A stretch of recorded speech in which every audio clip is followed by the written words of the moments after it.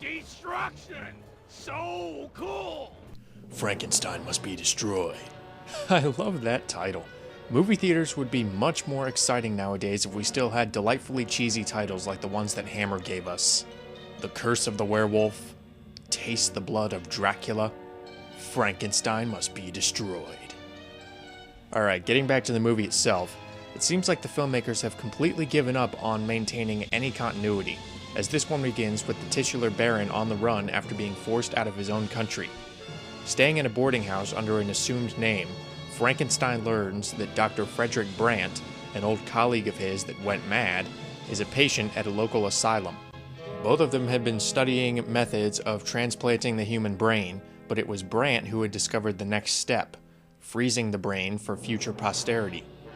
Desiring this secret, Frankenstein blackmails Dr. Karl Holst, one of the asylum's staff, to help him liberate Brandt and extract the knowledge. Certain aspects of this premise are somewhat confusing, not so much in the terminology, but rather in the logic. I find it hard to believe that Frankenstein, who has overcome nearly every scientific obstacle before him up to this point, would be at a total loss as to how to preserve a brain. However, as always, it's all carried beautifully by Peter Cushing, who gets to be decidedly more fiendish this time around.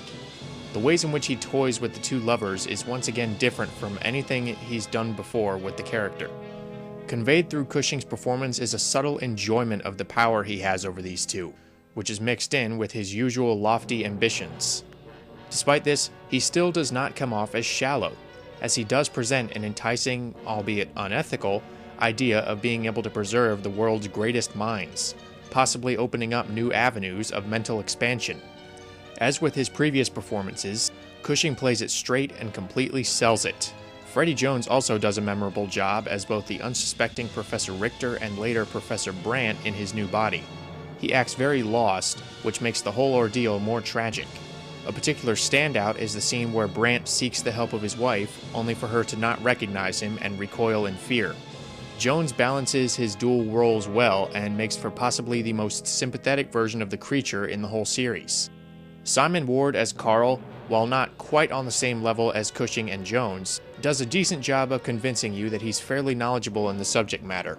In addition, he carries a genuine sincerity when talking with his wife. The issue is that when something drastic happens to him, he can't quite convey the emotional trauma that the character is supposed to have.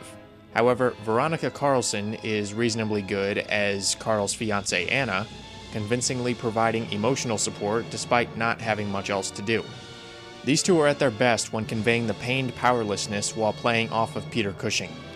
However, what nearly ruins the whole experience is the infamous rape scene. Despite the reluctance of Cushing, Carlson, and director Terence Fisher, the studio insisted on its last-minute inclusion to appeal to those interested in sex and violence. Not only does it add nothing to the film and is never addressed, but it completely goes against the character of Frankenstein as he's been written in this series. Up to this point, Cushing's Frankenstein has always believed that he could harness the higher powers of life and death, devoting himself completely to a higher goal of learning these unreachable answers. Having him give in to this base desire reduces him to just being a thug. All of his speeches and aspirations are rendered hollow by having him commit this despicable act with no build-up or payoff. In spite of this, the film is still accomplished from a technical standpoint, with Terence Fisher still consistently competent at demonstrating the prowess of both the actors and the production design. In conjunction, the score by James Bernard, while not quite as impactful as last time around, still offers a distinctive theme that manages to be both menacing and unique. Also, the script does a decent job of expanding on a familiar formula and keeping you invested, even if the story and characters are neither as thought-provoking nor as engaging as the earlier entries. All in all, Frankenstein Must Be Destroyed is more entertaining than you'd expect from the fifth installment in the series.